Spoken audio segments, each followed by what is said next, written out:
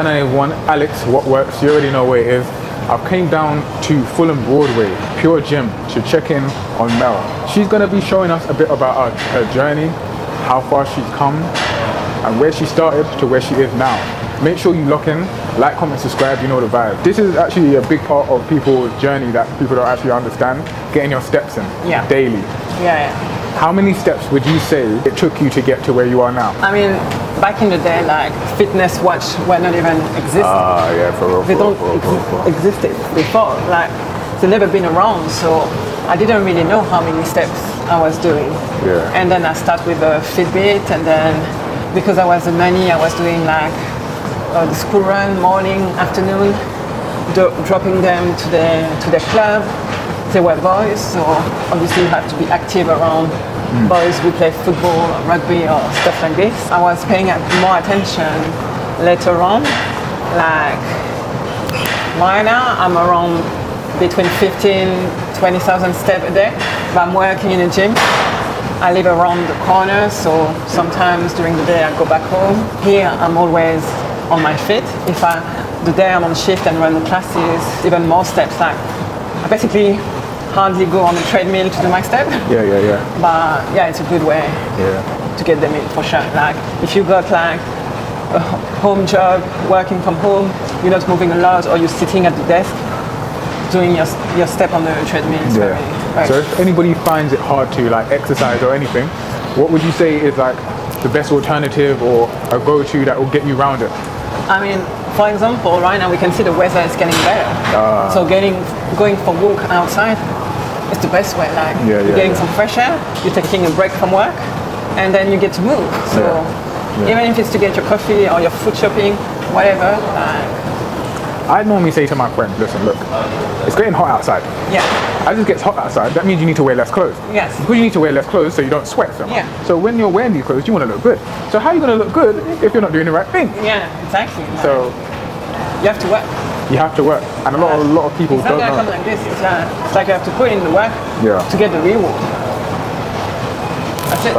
Fact. Would you say that at any point in your journey, it was stagnant? Yes. I would say, especially during COVID, gym were closed. Yeah. So it was very hard to get over it, the fact that we were at home. Back in the day, I was a living nanny, and I was actually doing some training for triathlon. So I was either way walking, cycling. Swimming pool were closed, so I couldn't really swim. But once they opened back, I was going to Lido or something to get a swim, basically. And that changed my type of training as well. Sometimes it's good to change and work more endurance or intensity. Like, they all have different purposes. Like, right now the trend is IROC, so it's even a different type of training.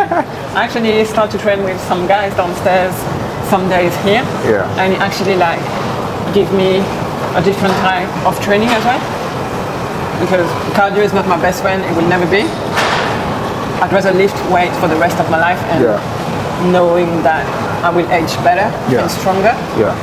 For me, it's the best way, but implementing new stuff like that is also good to challenge myself and get rid of the boredom, the no progress in a way. It's quite interesting what you say about you would happily lift weight for the rest of your life and the benefits of that. Recently, I actually did a VO2 test. Okay. And I did a body composition. The VO2, wow, that was crazy. They pushed me to a whole nother level. I'm going to put the link in the bio so you guys can see that one. But also in the body composition, one interesting thing that the woman said to me when she went through the breakdown is that lifting weight helps with your bone density. Yeah. I didn't know that. Like, that's why we can see in older people, they tend to fall and break a bone easily because they don't have that strength. Like, older generations are not used to go to the gym or even doing any type of exercise. Like, if you're from the countryside, like my parents, like, they've never been around gyms and stuff like this. So yeah, it happens like you fall, you break something, it's hard to recover. But that's I feel like it depends on your environment as well. Yes. So like, I forgot the guy's name, but it was one of the presidents in Africa, and he's 72 years old, and he has an assault course in like his garden or wherever. And you saw the guy rappelling up a rope, climbing over this wall and stuff, and I'm like, a 72-year-old here would never do that. Yeah. They're probably walking, they look Yeah. frail. That it's really down to your environment as well. And I can see like, especially like our new generation, we all look down on our phones, so Yeah. we're slowly developing neck problem. Yeah. So posture problem. Yeah, so yeah, back problem. Yeah. Like everything is linked together. Yeah. So it's mad. It all works hand in hand. Yeah. It all works hand in hand. But guys, listen, make sure you like, comment, subscribe. You already know, this is a channel full of insight. We're trying to provide people with helpful resources, like Mel, sharing her journey, trying to give you motivation and inspiration that you need. So, make sure you tap in. I'm going to put her whole caption in the bio, in the description, so you can see it for yourself. You can get in contact. If you want to take your fitness journey up to the next level, you can do so. You know what I mean? You might not be interested in my program, but you might be interested in her program. Her program might be more suitable to what you are trying to achieve. Do you understand? So, make sure you lock in. Better health, better community, better you. That's what Confirm Anomalies is about. Real services, real people, real support. For more information, check the link below. We've all got our individual journeys and stuff that we have found hard, but what would you say was like probably the hardest part of your journey? The hardest part was to accept that I have to work to change. But at the same time, I knew like it wasn't gonna happen overnight. So I started progressively like just doing classes, then move on into PT because obviously I didn't know how to train. And the more I trained, the more passionate, the more results came. And then that's it. But the hardest part was to start, to accept what you see in the mirror.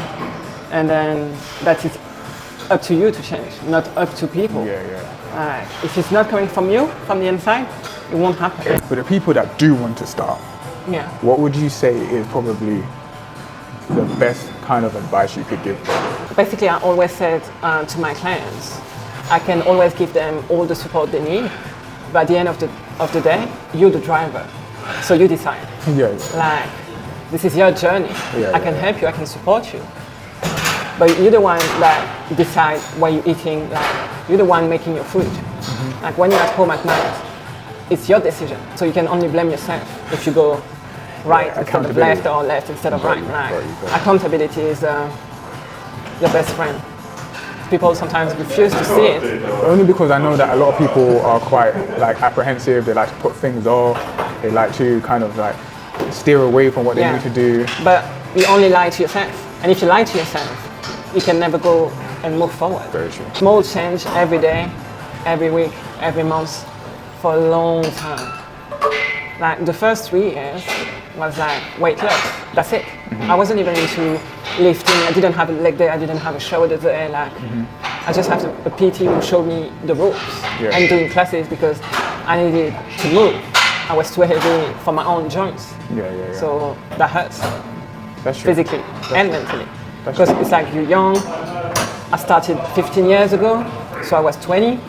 You're not supposed to feel like this at 20.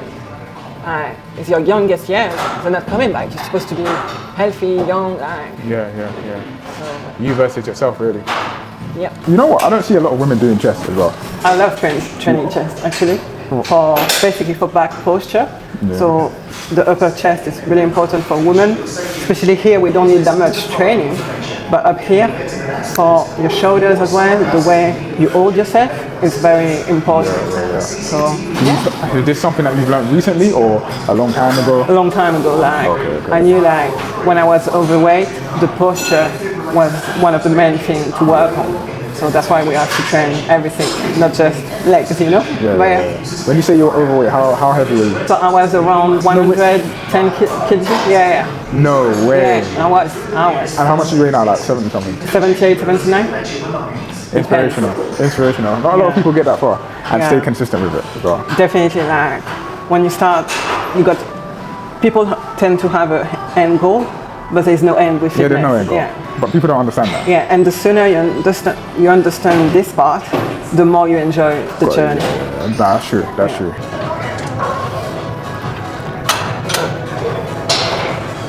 This is too easy for me. Yeah, I know. Because basically I'm training chest. My real chest day is tomorrow. But at the same time, I totally understand about not wanting to do anything too crazy for your back. I feel like I'm being trained. You see, when you started your fitness journey, there wasn't like these different weight loss drugs around. No. So let's say in comparison from then until now, if somebody was trying to start their journey and they were saying, oh, can I start with like Manjaro or something like that, would you be opposed to that? I mean, right now there are too much information and too much misinformation as well. Like someone's gonna tell you, oh, this is good. Someone else is gonna tell you, oh no, this is not good. There's too much. So people get lost, and then they rather believe Instagram, all the fitness influencers and all these things. And sometimes they won't even believe that as us, as PT in the gym, they rather believe their favorite Insta gym girl, you know, like, because you know, that's it. Another thing is I find it's quite frustrating when I see like a lot of people following gym workouts. And let's say, for example, someone saw my chest day post, and then they follow my chest day. And then they see your back day post and they follow your back day. But then they see someone else's leg day post and then they say, oh, why don't I look like this or why don't I look like that? It doesn't work like this. Like genetics is different for everyone. Hips insertion as well as a woman will give you a different glute shape. I used to train legs 3 times a week. I used to be flat. So I build it in the gym, and I mean, build it in the gym, but feed it in the kitchen. And this was after the process of fat loss. Didn't come overnight. It was a complete different routine. And what works for me might not work for you, because once again, genetics, we got different body types, different habits, different work schedule, different jobs. Just to add to that,